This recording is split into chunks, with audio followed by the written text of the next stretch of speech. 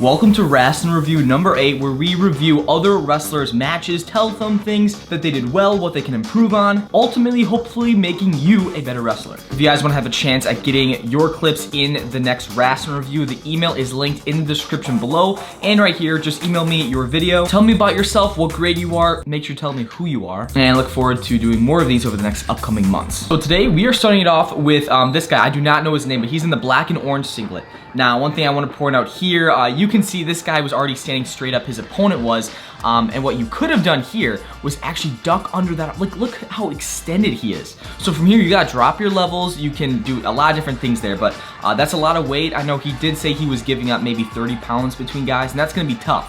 But definitely we just have to keep kind of wrestling, keep moving there.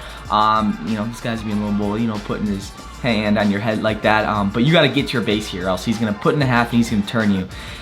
Got to build up to your knees. You got to build up to your knees because you're just going to ask to get pinned and turn to your back at that situation, especially at heavyweight. Once you get on your back, it's so hard, it's so heavy to just turn, and but you did a good job fighting here. I think you fought it for like the next 50 seconds, which was pretty insane. So I think that stands a lot like for your character. So but here we go again. This is another clip of him. You could have drove him right down if you dropped your left hand behind his knee and kind of drove him. I pointed that out, but I think this match was kind of weird because you guys kept standing up, like you guys didn't wrestle top and bottom, but I think you would have been screwed there if he didn't mess up or didn't let you down. But definitely got to get in your stance, my man. You know, having these heavyweights, a lot of them will just stand straight up, but if you can get in good position, you can have that advantage over your opponent and you can get in a good athletic position.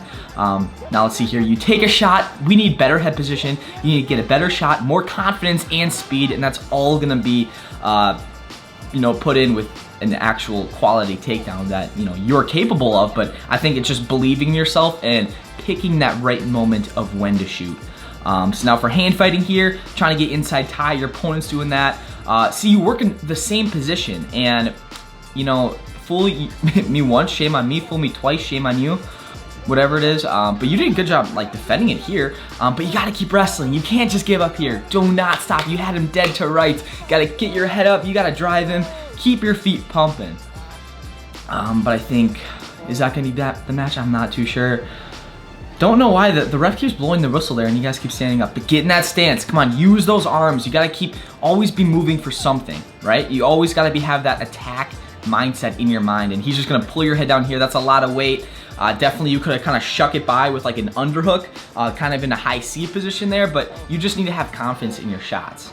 And that, I think that's the biggest thing right here. But now we got Jose. He's gonna do a nice inside trip here.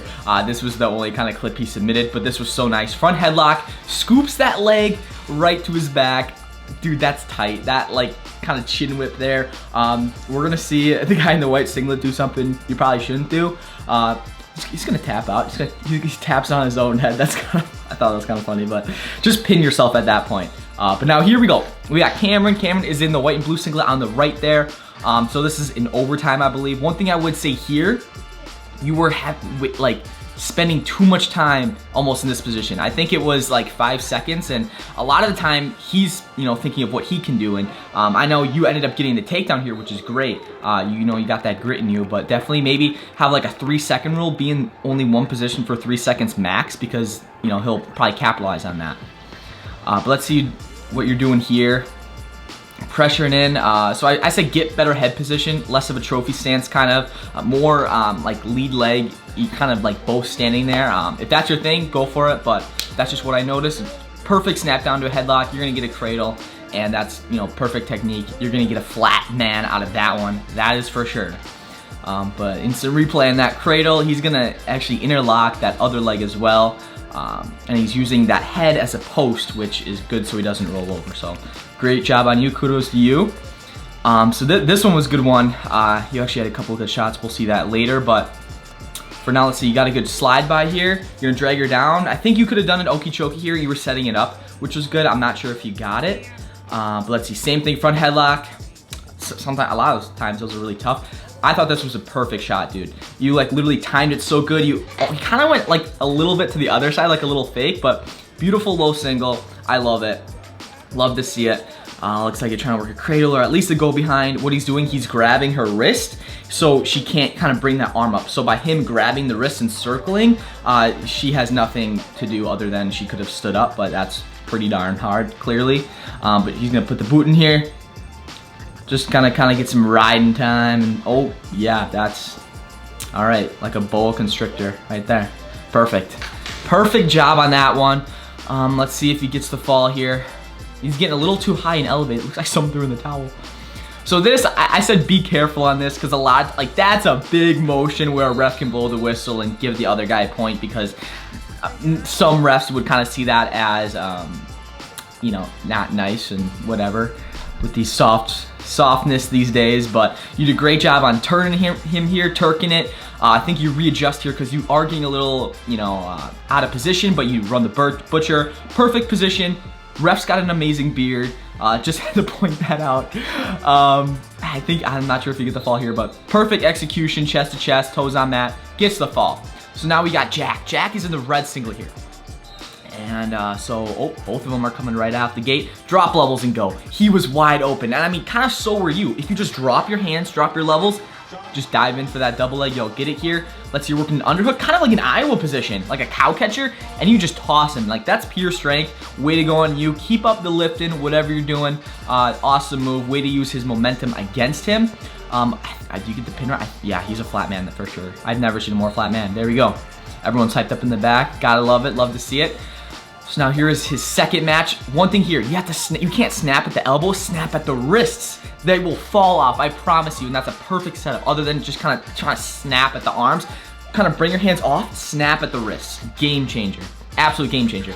So now let's see here with some underhook action. I think he's gonna take a shot here. He's gonna get in a good shot, lifts you up, but you have that fight in you and you fight out of that and kind of get him to his back there. That was good. Pretty good mat awareness there. One thing, if you kind of put your feet on the other side, you could have stayed in bounce potentially. But you know, giving up no points from that is insane. Way to go. That was really sick. I love that action. I think even the announcer said the action was awesome there. But here we go. Right back at it. Foot on the line. Running at him. Trying to get that underhook again. Bringing him down to a front headlock. And he's going to do, oh yeah, gotta love it. Gotta love it. He got a big step up there. But he's squeezing tight. Maybe a little bit more of a step too, but you got him on his back, so I mean, that's all we care about, right? You got that quick fall, so kudos to you, my man. Kudos to you. Wow. Well, that was Wrastlin Review 8, guys. If you guys did enjoy this video, please like the video and subscribe. I want to give a shout out to my patrons who support me in there. So shout out to you guys. Thank you guys so much. But once again, if you guys did enjoy, leave a comment. Tell me, you know, kind of what would you tell these wrestlers from a couple situations. I hope you guys learned something about this. If you guys do want to be in the next Wrastlin Review, please email the Gmail in the description below. Thanks so much for watching, and we'll see you guys next video.